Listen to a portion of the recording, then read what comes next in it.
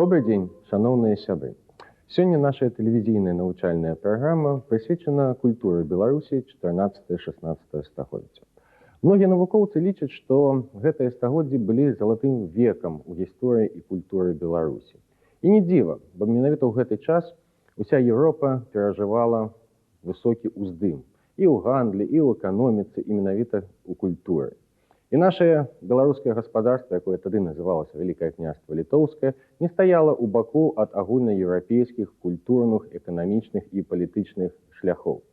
Наша дзяржава, складзеная ў той час такімі князямі, як Альгерд, Вітаўт і іхнымі нашчадкамі, займала агромністую тэрыторыю ад Балтыйскага да Чорнага мора. Загартаваная ў бітвах з татарамі, з крыжакамі, з маскоўцамі, яна буяла сваім высокім духам, сваёй высокай палітыкай, актыўнай палітыкай. І, безумоўна, все гэта спрыяла развіццю культуры. Прычым культуры самыя розныя. Не толькі будаваліся храмы, не толькі пісаліся абразы і кнігі выдаваліся, але нават самай звычайнай пабытовай культуры. Вось менавіта гэтай культуры Беларусі 14-16 стагоддзя і сёння прысвечан будзе наш тэлевізійны урок.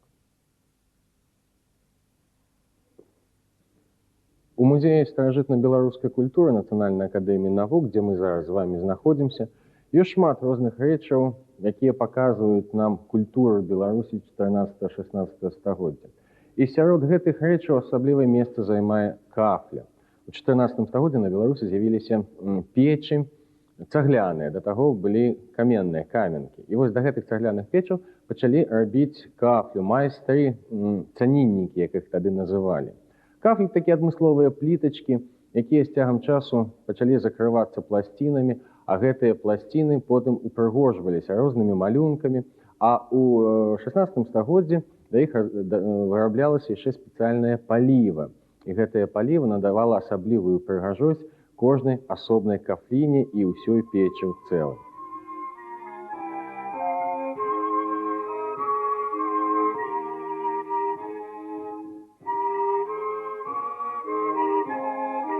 Кожная кафля на гэтага часу сапраўдны мастацкі твор. Адны мелі геаметрычныя арнаменты, другія раслінныя, трэція геральдычныя. Гэта азначала, што рабіліся яны на заказ для князёў, магнатаў, шляхты, альбо ў майстэрнях, якія ім належалі. Самымі прыгожымі і складанымі былі кафлі з партрэтамі заможных людзей альбо постацямі рыцараў, паляўнічых, скамарохаў. За простымі, на першы погляд, рэчамі, кафлямі, на самай справе ляжыць глыбокі падмурак змены побыту ўсіх жыхароў тагачаснай Беларусі. Вялікія печы, якія ўпрыгожваліся кафлямі, ставіліся ў вялікіх дамах. Гэтыя дамы можна было пабудаваць толькі маючы адпаведныя вялікія сродкі. А сродкі здабываліся праз удасканаленне працы, гандлю, рамёству. А калі заможна жылі людзі, то і дзяржава багацела.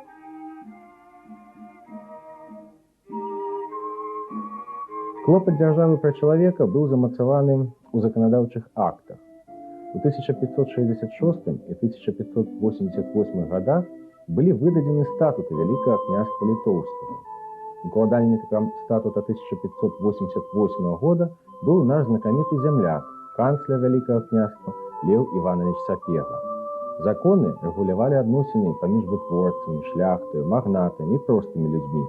Выкананне законаў было абавязковым для ўсіх, і ўсе былі роўнымі перад законам. Дабрабыт дзяржавы нараджаў і дабрабыт грамадзянаў, якія жылі ў гэтай дзяржаве. Прыкладам, у 16 стагоддзі каралева Бона са знакамітага венецыянскага роду сфорцаў упершыню увяла ва ўжытак відэлец. Да-да, той самы звычайны відэлец, без якога мы нават сёння проста не можам сабе ўявіць, як можна сесці за стол і можна есці. У гэтае стагоддзі людзі не толькі пачыналі есці відэльцамі, але і іначай апранацца. Да прыкладу, будзе цікава, пэўна, вам ведаць, што нашыя продкі ў 14-16 стагоддзях і нават раней у гарадах ніколі не хадзілі ў лапцях. Лапцы з'явіліся значна пазней, пасля далучэння Беларусі да Расійскай імперыі ў 19 стагоддзі. А тады і ў гарадах, у вёсках хадзілі выключна ў скораным абутку. Гэта былі боты, альбо такія адмысловыя чаравікі, якія часам упрыгожваліся вышыўкаю альбо цісненнем. І знешняя вопратка таксама мянялася. Звычайнай з'яваю быў кунтуш, падбіты аксамітам, і які падпярэзваўся поясам. У залежнасці ад таго, ці быў заможны гаспадар, ці ён быў не такі багаты, гэты пояс мог быць шырокім, вышытым, які складваўся ў некалькі разоў, а мог быць і вельмі простым. Таксама з'явілася світка з адкладнымі бартамі, і ўсё гэта было не без футра. Дарэчы, футра, як і карункі, былі звычайнай з'яваю для адзення тагачаснага, асабліва гараджаніна. Адзіная розніца, што футра каштавала па-рознаму. Ну, напрыклад, калі футра з вавёркі каштавала 1 капу, это 60 грошай, то падобнае футра, але з собаля каштавала ўжо амаль што ў 50 разоў даражэй. І тым не менш, уявіце сабе, як усе гэтыя прыгожа апранутыя людзі у святочны дзень выходзілі на вуліцы горада і па брукаванай маставой ішлі да храма. Вакол безліч майстэрняў, крамаў, гасцінных падворкаў, узвышаюцца 2-3павярховыя дамы, а вуліцы сыходзяцца да ратушнай плошчы гандлёвых радоў, дзе стаяць царква і касцёл, дзе віруе, брыецца, б'ецца, як сэрца, роўным і напружанымі ўдарамі гарадское жыццё. Архітэктурнай дамінантаю тагачаснага горада былі ратушы, пабудовы з вежаю, дзе збіраўся гарадскі магістрат альбо рада і суддзі-лаўнікі. Ратушная забудова звязана з увядзеннем у гарадах магдабургскага права, а гэтае права азначала самакіраванне. У 14-16 стагоддзях будуюцца на Беларусі многія замкі. Сярод іх Мінскі, Нясвіжскі, Лідскі, Крэўскі, Віленскі, Мядзельскі замак, замак у Троках і многія іншыя. Самі па сабе замкі волаты абаронцы айчыны, але акрамя таго, яны яшчэ былі і ўвасабленнем пэўных традыцый і накірункаў.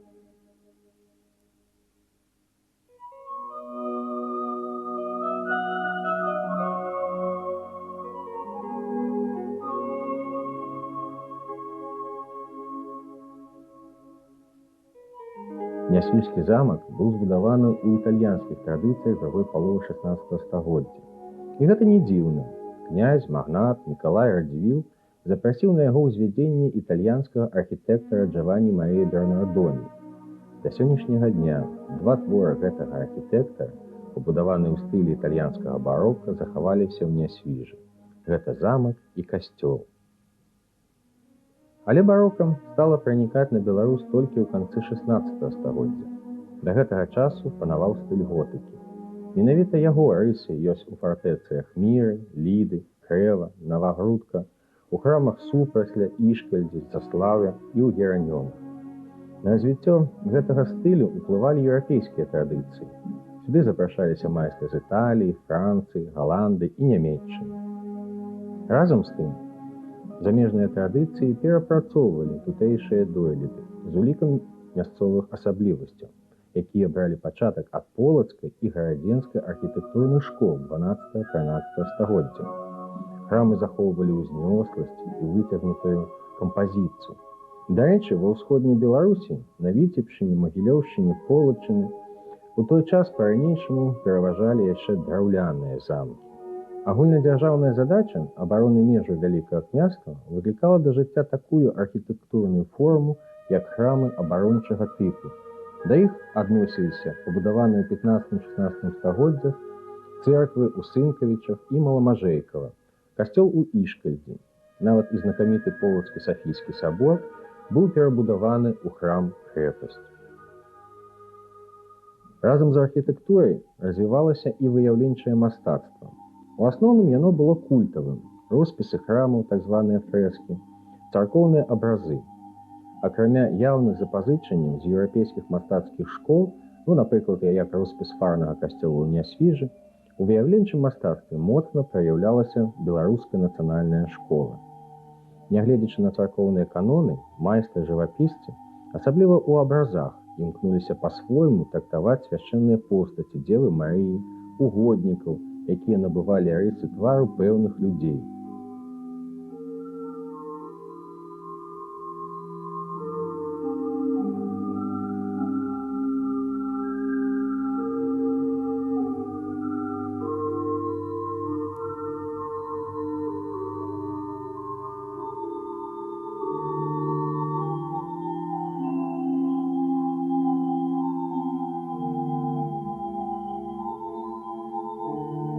Менавіта на Беларусі з'явілася і значна пашырыліся традыцыі разьбы па ляўкасу.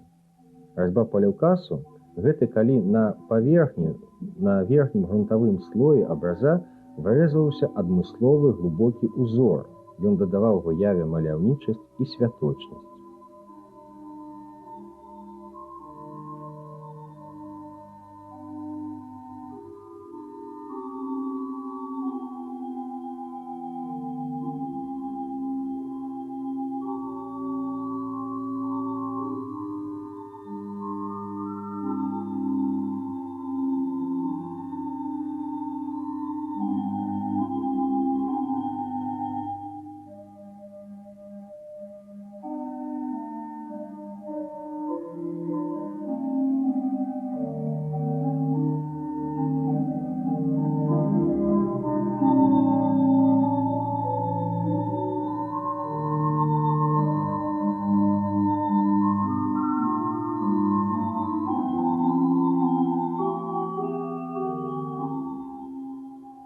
Развіваўся таксама і свецкі жывапіс. Ён распаўсюджваўся ў магнацка-шляхецкім асяродку і уяўляў сабою ў асноўным партрэты. Тут варта згадаць знакамітую галерею партрэтаў радзівілаў.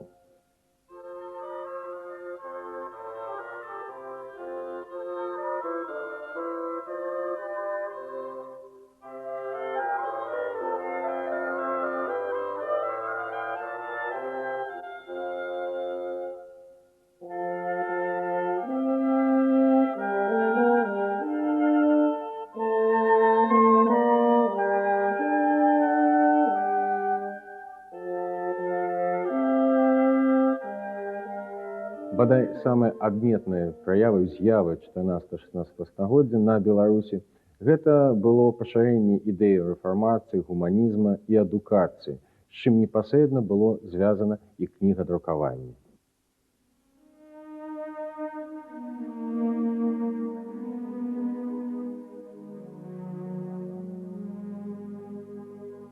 Пачатак беларускага кнігадрукавання быў закладзены славутым доктарам у навуках лекарскіх, палачанінам Францыскам Скарынаю, які нарадзіўся недзе каля 1490 года. Пасля вучобы ў Кракаве і Падуі Скарына, выхадзец з купецкай сям'і, перакладзе і пачынае выдаваць для свайго народа самую галоўную кнігу – Біблію. У прадмове ён падкрэслівае, што выданне людзям паспалітым да навучэння. Гэта значыць, для людзей простых. І выкладзена кніга была той моваю, з якой народ быў ускормлены суть па Бозе. Псалом ест, усія церкви единый глаз. Свято украшаете. Псалом всякую противность усмираете. Псалом жестокое сердце мягчить, и слезы с него якобы со источника изводить. Псалом есть ангельская песня, духовный тимьян, купи тело пением веселить и душу мучить.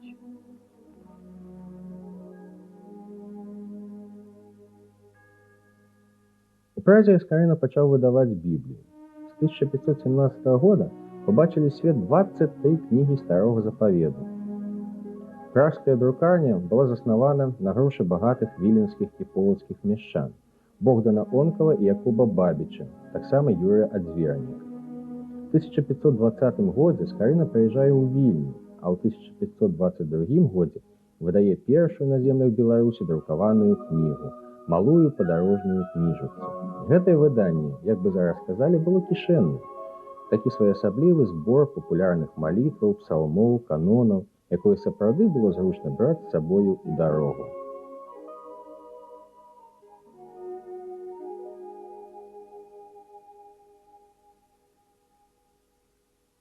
Вялікая роля Скарыны была ў тым, што святое пісанне на старабеларускай мове ставілася ў адзін шэраг з класічнымі мовамі Еўропы.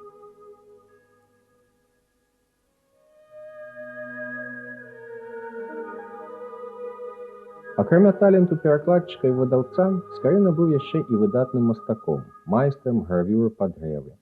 Усе яго кнігі мелі малюнкі, застаўкі, адмысловыя загалоўныя літары. Кнігі ягоныя не толькі прыемна чытаць, але і проста трымаць у руках.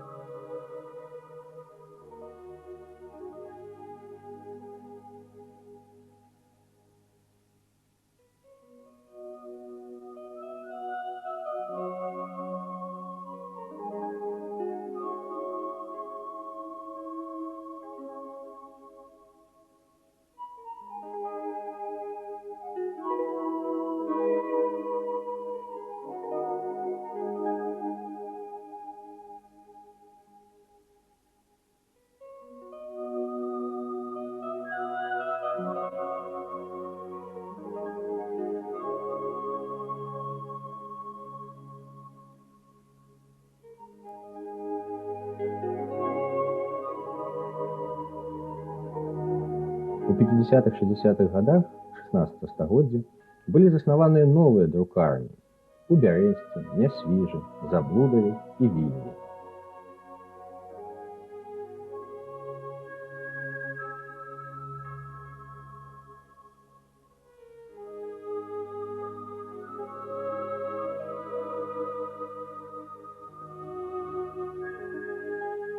Адным з самых знакамітых падаўжальнікаў справы Скарыны быў Сымон Будны, які ў нясвіжскай друкарні першы выдрукаваў на беларускай мове катэхізіс. Гэта адбылося ў 1562 годзе. Такая своеасаблівая вучэбная кніга па асновах хрысціянскага веравучэння. Сымон Будны быў прадстаўніком рэфармацыйнага руху, які пачаўся ў свой час у Нямецчыне і Чэхіі. Рэфарматары выступалі супраць тагачаснай царквы, за адмаўленне храмавага пасрэдніцтва паміж чалавекам і Богам. Адпаведна, і літаратура, якую выдавалі рэфарматары, у многіх мела філасофска-палемічны характар. Блізкімі паплечнікамі Сымона Буднага быў кнігавыдавец, пісьменнік і перакладчык Васіль Цяпінскі з Полаччыны. У 1570 годзе ён выдаў на беларускай і царкоўна-славянскай мовах Евангелие з выдатнай уласнай прадмовай. У ёй Цяпінскі заклікаў феадалаў, светскіх і духоўных, да падтрымкі беларускай культуры матэрыяльнымі сродкамі, да захавання звычаяў і традыцый, да развіцця школьнай асветы. Працягвалі кнігадрукаванне і іншыя нашыя славутыя землякі, прычым не толькі на Беларусі, але і за мяжой. Так Іван Фёдораў, выхадзец з-пад Лагойска, і Пётр Мсціславец, адпаведна з Мсціслаўля, у 1562 годзе адкрылі ў Маскве першую друкарню. Праз год яны там выдалі першую сваю кніжку, знакамітую «Апостол». Але, на вялікі жаль, у тагачаснай маскоўскай дзяржаве друкаваная кніга не цэнілася, нічога не каштавала. Можа быць таму, што крыху іншыя былі традыцыі, іншыя адносіны да хрысціянства. І таму Пётр Мсціславец і Іван Фёдораў былі вымушаны вярнуцца назад на Беларусь. Адзін паехаў у Вільню, дзе працягваў сваё друкарства, а Іван Фёдораў у Заблудава і ў Львове, дзе яшчэ выдаў многа самых розных кніг. Другі наш знакаміты земляк Мікола Гусоўскі пад апекаю мецэната біскупа Эразма Вітэлія напісаў і выдаў на лацінскай мове вершаваную паэму «Песня пра зубра». Кніга была напісана ў Рыме і выдадзена ў Кракаве ў 1523 годзе. У ёй Гусоўскі адсуджаў войны, апісваў жыццё і працу людзей. Адным з заснавальнікаў новага жанра гісторыка-хранаграфічнай літаратуры быў Мацей Старыкоўскі. Сярод розных летапісаў і кнігаў, якія вядомы, якія выдадзены, на першым месцы стаіць ягоная знакамітая хроніка польская, літоўская, жмойцкая і ўсея Русі, якая была выдадзена ў 1582 годзе. Гэта кніга утрымлівае надзвычай многа звестак па гісторыі нашай краіны, пра барацьбу за незалежнасць, пра супрацьстаянне крыжакам. І таму гэтая кніга і да сённяшняга дня з'яўляецца неацэннай скарбонкай гістарычных звестак па гісторыі Беларусі перыяда 14-16 стагоддзя. Шырокае распаўсюджанне ў 15-16 стагоддзях атрымала светская, арыгінальная і перакладная літаратура. Гістарычная, рэлігійная, маральна-павучальная. Сярод іх жыццё Алексея Чалавека Божага, таксама аповесць аб трох каралях-вешчунах і Александрыя. аб паходах Александра Македонскага, таксама і іншыя кнігі.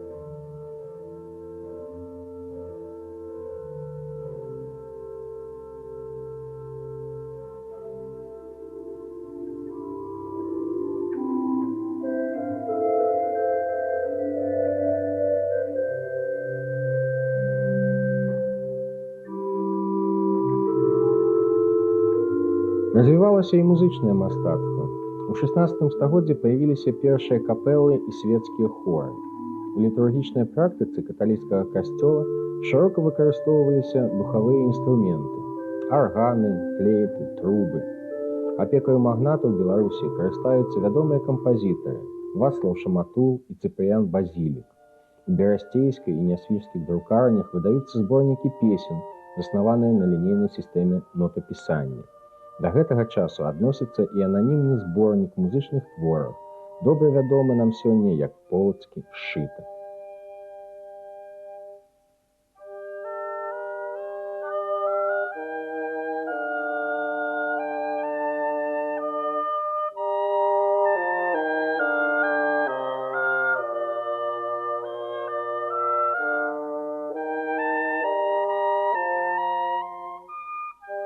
Пасля берасцейскай царкоўнай гуніі 6 кастрычніка 1596 года, калі на Беларусі ўзнікла новая форма хрысціянскай царквы уніяцтва, пачала усталёўвацца складаная канфесійная сістэма адукацыі. Прыярытэт тут пэўны час належаў каталікам-езуітам. У 1579 годзе імі быў заснаваны ў Вільні першы ўсходнееўрапейскі універсітэт.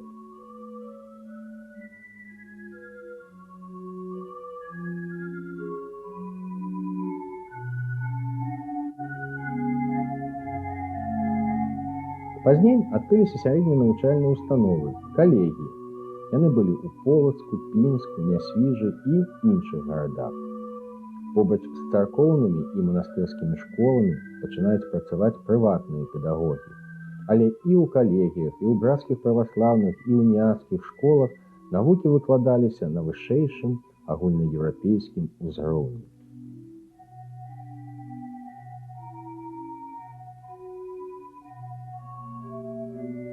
Такім чынам, 14-16 стагоддзе гэта вельмі не проста складана, але разам з тым і вельмі яркі час у развіцці беларускай культуры. У гэты час ствараліся выдатныя помнікі права, ствараліся архітэктурныя помнікі, выдаваліся, друкаваліся шматлікія кнігі. Да і ўвогуле нават росквіт пабытовай, самай звычайнай культуры таксама быў надзвычай высокім. Можа, сапраўды, недарма многія гісторыкі лічаць, што 14-16 стагоддзя гэта быў залаты век нашай беларускай гісторыі і беларускай культуры. На гэтым я з вамі развітваюся. Усяго добрага, да пабачэння.